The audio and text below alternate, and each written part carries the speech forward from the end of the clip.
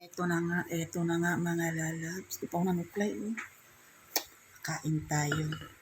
Ito yung pagkain natin, oh. Yung maliliit na galunggong, inadubo ko muna siya bago ko siya pinirito. Tapos nagluto ako ng ginisang pechay sa sardinas. At meron tayong leftover na pansit.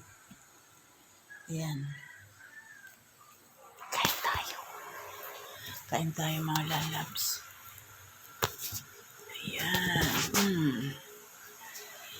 Kanin natin kasi magjo-duty tayo doon sa store. Ayan. Parang gusto kong magkamay. Kamay tayo mga lalab. Thank you Lord for all the blessing. Salamat po sa lahat ng biyaya, Panginoon.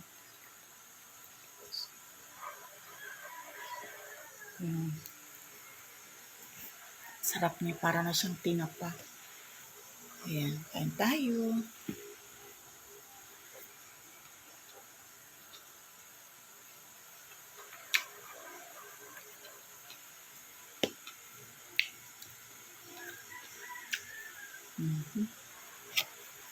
Pansit namin, nakarep lang. Pero reserve ko ito nung nakaraan. Ninit ko ngayon, masarap kasi.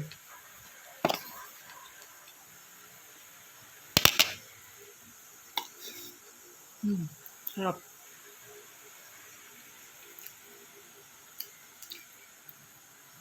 Buti hindi pa nasisira. Kaya yung gawin yung mga lalab, kung meron kayong tirang pansit, sa freezer nyo ilagay.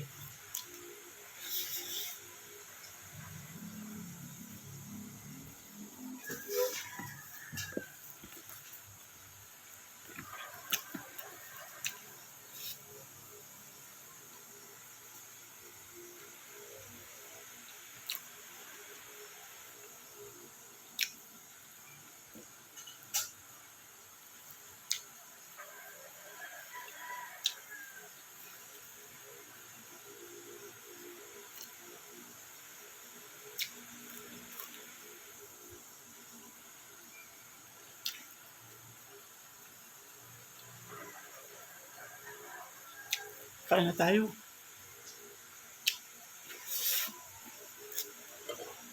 Marami akong niluto na ulam. Pork.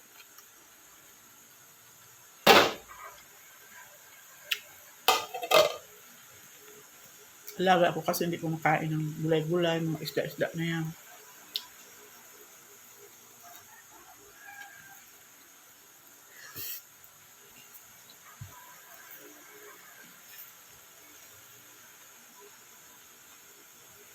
Lagi ako bibili nito mga lalabs.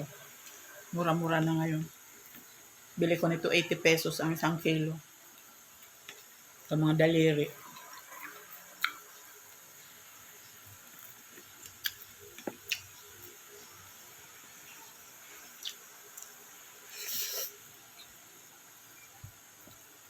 Harap naman siya.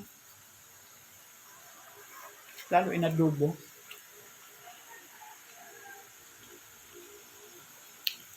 Tapos bago nyo prituhin, adobo nyo. Tapos gawa kayo ng kamatis. Toyo, kalamansi. Kaya lang ayoko na magawa kasi dami na.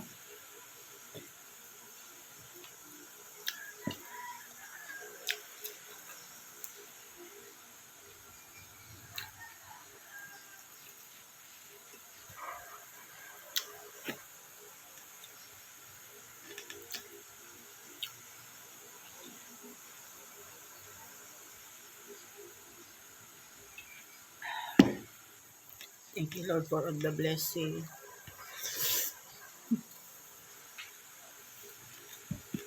Dami.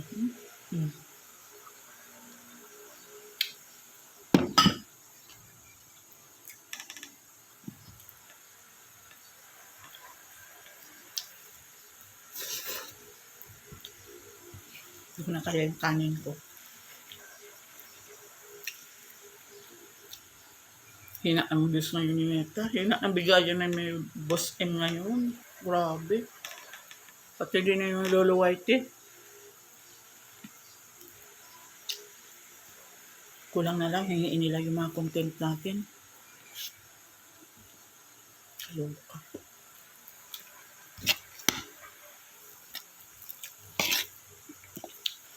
Hindi nila naubos tong pansit na to. Palagay ko nga hindi na nila to kakainin. Sayang.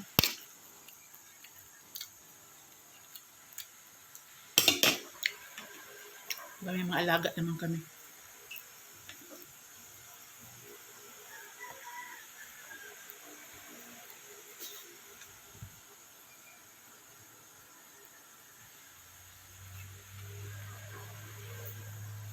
Ayan mga lalag.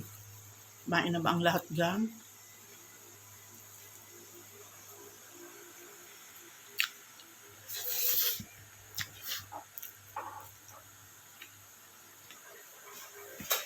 Thank you for watching.